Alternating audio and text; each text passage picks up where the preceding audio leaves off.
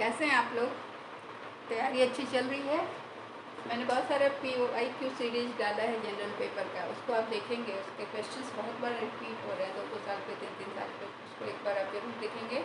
वैसे आप लोगों के बहुत सारे लाइक्स आ रहे हैं मेरे वीडियो पर, उसके लिए थैंक यू। आज हम लोग पढ़ेंगे डिडक्टिव और इंडक्टिव, मेथड ऑफ टीचिंग और अप्रोच ऑफ टीचिंग। इसको मेथड भी कहते हैं, कुछ लोग अप्रोच भी कहते हैं। तो पहले हम देखेंगे डिडक्टिव।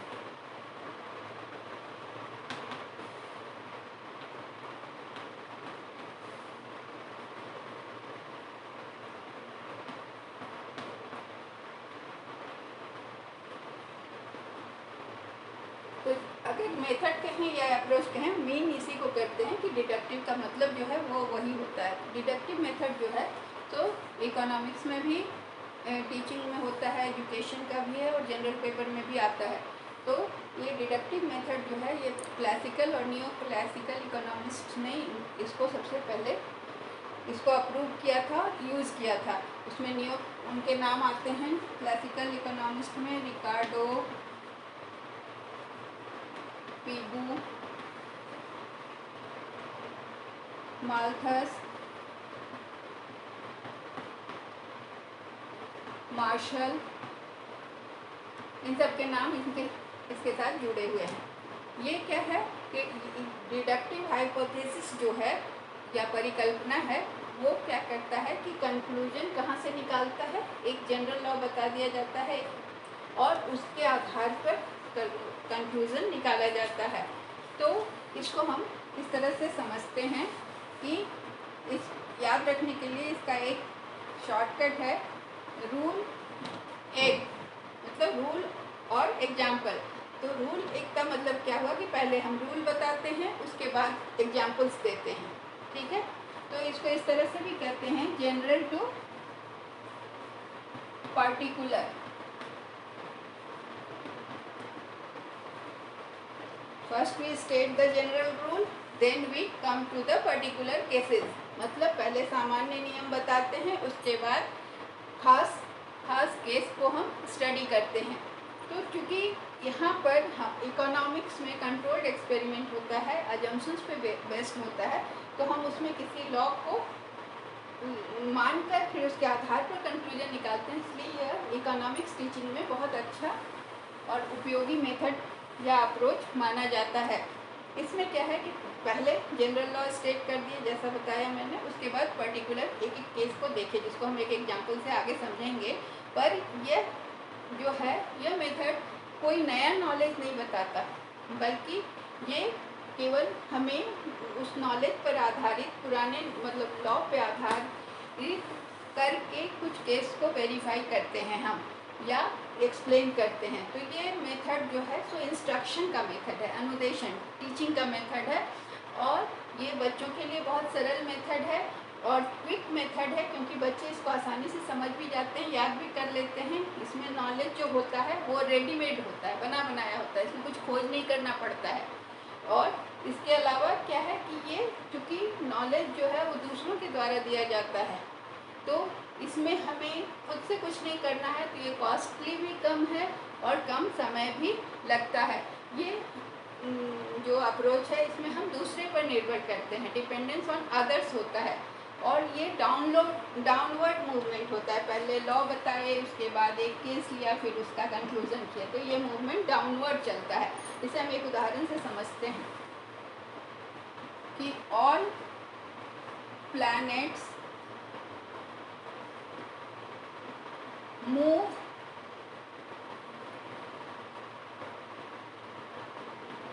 Around the sun. ठीक है, ये एक जनरल लॉ है जो सब कोई जानते हैं कि सारे प्लैनेट्स जो हैं वो सूर्य के चारों ओर चक्कर काटते हैं, घूमते हैं। ठीक है, तो अब हम एक कोई भी प्लैनेट को लेके उसका केस को हम अगर देखते हैं तो हमारा क्या कंक्लूजन आएगा वो इस पर आधारित होगा। तो हम अर्थ को लेते हैं, अर्थ इज ए प्लैनेट। हमने देखा कि सारे प्लैनेट सूर्य के चारों ओर घूमते हैं और अर्थ एक प्लैनेट है, तो अर्थ क्या करेगा, Earth will also move around the sun. तो हमारा कंक्लूजन क्या होगा Earth will move around the, या Earth moves around the sun, Earth moves around the sun.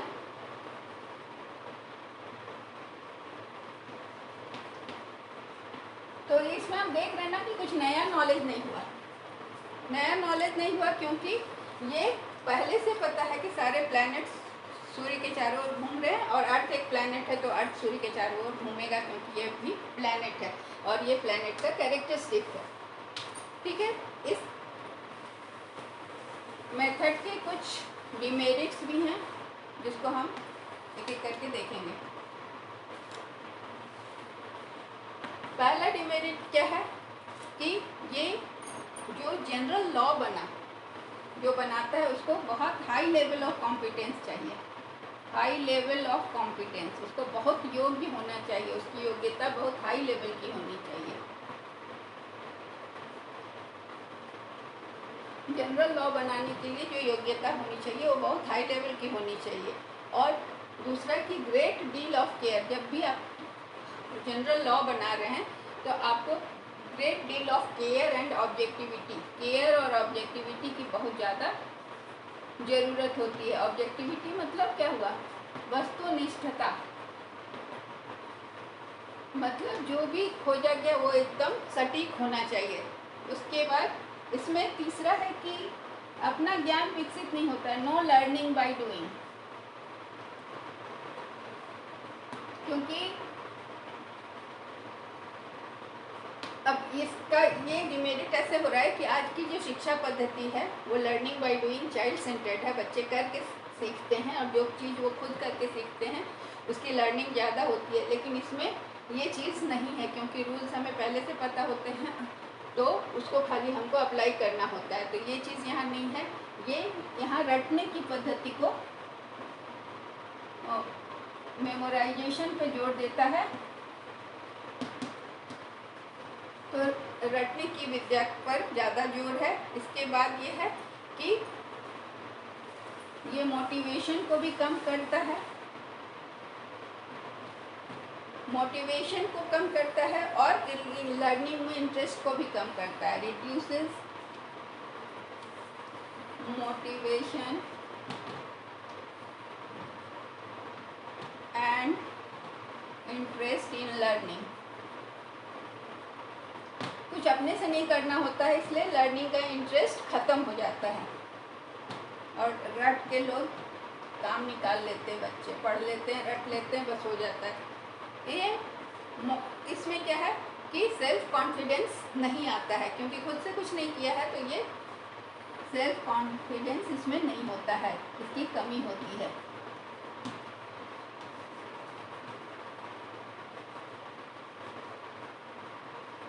ठीक है, तो ये हुआ डिडक्टिव अप्रोच। अब दूसरा है इंडक्टिव।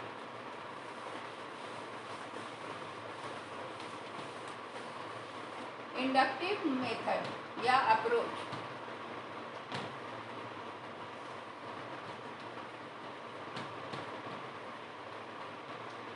कुछ लोग, मैंने पहले बता दिया कि कुछ लोग इसे अप्रोच, कुछ लोग मेथड, बुक्स में भी इसी तरह से मिलता है, कहीं मेथड लिखा हुआ, कहीं अप्रोच लिखा हुआ, लेकिन दोनों भी यही करता है। इंडक्टिव का मतलब होता है आगमन। अब इंडक्टिव मेथड क्या है, वो है कि ये ऐसा मेथड है जिसमें बच्चे को मेहनत करना पड़ता है और वो कुछ नया चीज़ या ट्रुथ डिस्कवर करता है खुद से करके। तो इसमें क्या है कि सेल्फ प्रोसेस से बच्चे सीखते हैं, खुद करके सीखते हैं। और ऑब्जर्वेशन क्या होता है कि वो कोई मटेरियल दिया है या कोई केस है, उसका ऑब्जर्वेशन करते हैं, उसके बाद फिर डिस्क्रिमिनेट करते हैं केसेस में और उसके बाद उसको एनालाइज करते हैं। तो डिस्क्रिमिनेट करने में वो क्या क्या देखते हैं कि सिमिलरिटी कहाँ है, कहाँ डिससिमिलरिटी है, उसके बाद उसके आधार पर वो उसका वर्गीकरण करते हैं। केस, कोई भी केस का मान लीजिए स्टडी किए, बहुत सारे, कोई चीज़ उनको कहा गया कि आप ये स्टडी करो, अगर कोविड का ही केस को उनको स्टडी करने के लिए दिया गया कि अपने शहर में कोविड का केस, तो वो करेंगे, हर एरिया में जाएंगे, केस कितना है ये देखेंगे, उसके बाद फिर डिस्क्रिमिनेशन करेंगे कि कितने लोग का अपने आप हुआ है, किसका कांटेक्ट से हुआ है, किसका कम्युनिटी स्प्रेड से हुआ है, इस तरह का वो सारा चीज़ को करेंगे। उसके बाद क्लासिफिकेशन करेंगे कि इतने लोग का केस सिम्टोमेटिक है, इतने लोग का कांटेक्ट से हुआ है, इतने लोग का कम्युनिटी स्प्रेड से हुआ है। उसके बाद फिर उसका वेरीफाई करेंगे। तो इस तरह से क्या होता है कि खुद इन्वॉल्व होकर जब वो सब चीज़ को करते हैं तो उनका नॉलेज भी ज़्यादा होता है और वो जो करते हैं उसके करने में उनका कॉन्फिडेंस और सेटिस्फैक्शन भी बढ़ता है। तो उसमें हमने बताया था कि रूल एक डिडक्टिव में था रूल एक, मतलब रूल पहले फिर एग्जाम्पल। इसमें उल्टा होता है, एक रूल। तो इसमें क्या होता है कि पहले हम एग्जाम्पल देखते हैं तब रूल बनाते हैं। एक एक एग्जाम्पल को देखते हैं, उसके बाद उसके आधार पर हम रूल बनाते हैं। तो इसमें क्या हुआ, पर्टिकुलर टू जनरल।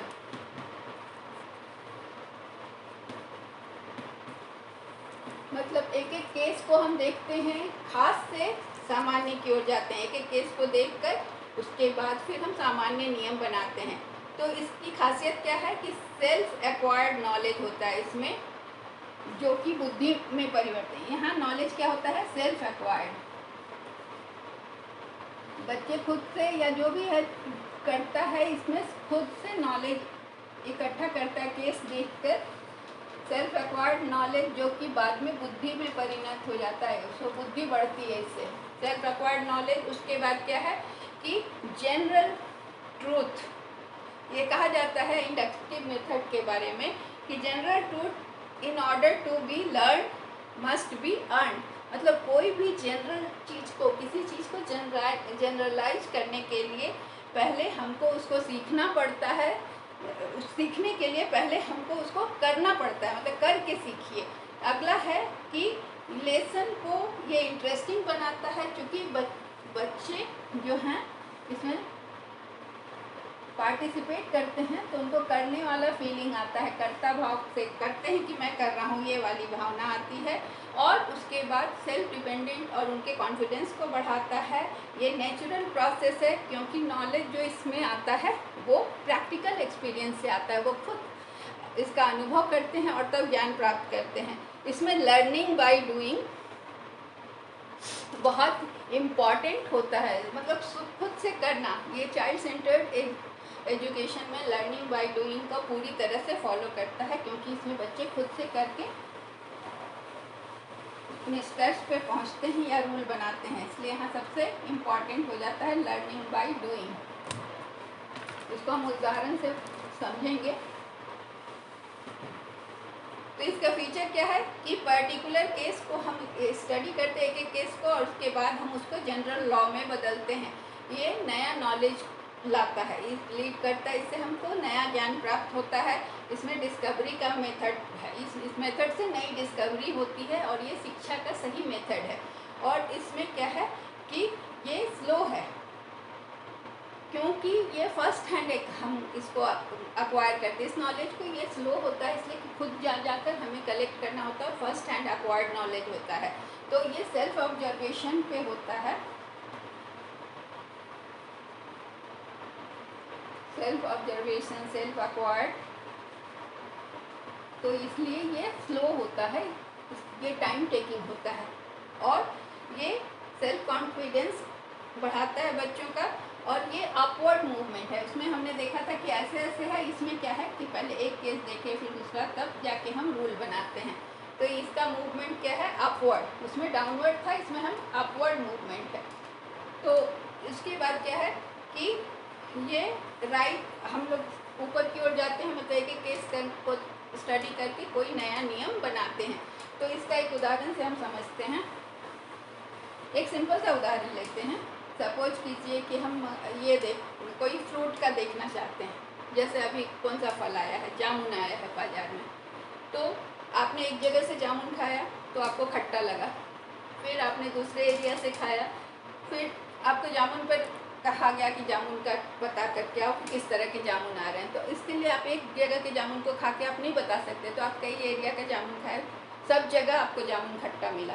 तो आपका जनरल जो क्या आया, आपका असेसमेंट यही हुआ या आपने यही फाइंडिंग आपकी हुई कि अभी के जामुन खट्टे हैं। अभी जो भी जामुन आ रहा है वो खट्टे हैं।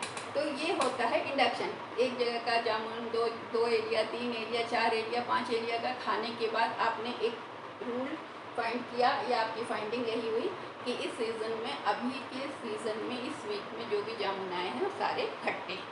ठीक है। इसका डिमेरिट, ये नॉलेज बहुत बढ़ाता है, लेकिन डिमेरिट इसका क्या है? सबसे पहला कि ये स्लो है और लेंदी है। अब स्टूडेंट्स को पढ़ाई भी करनी है तो वो कितना फील्ड में घुस के घूम के एक एक चीज़ का पता करेंगे। और दूसरा है कि डेटा जो भी मिलता है वो इनसफिशिएंट होता है। पूरा हम तो पूरे शहर का या पूरे एरिया का तो नहीं स्टडी कर पाते हैं, जितनी पहुंच है उतना ही। तो कंक्लूजन कभी कभी इनसफिशिएंट डेटा से क्या होता है, कंक्लूजन रॉन्ग भी हो जाता है, गलत निर्णय भी आ जाता है। फिर ये छोटे बच्चों के लिए नहीं है, छोटे बच्चे इसको नहीं कर सकते हैं, सर्वे नहीं कर सकते, जा के सब जगह स्टडी नहीं कर सकते।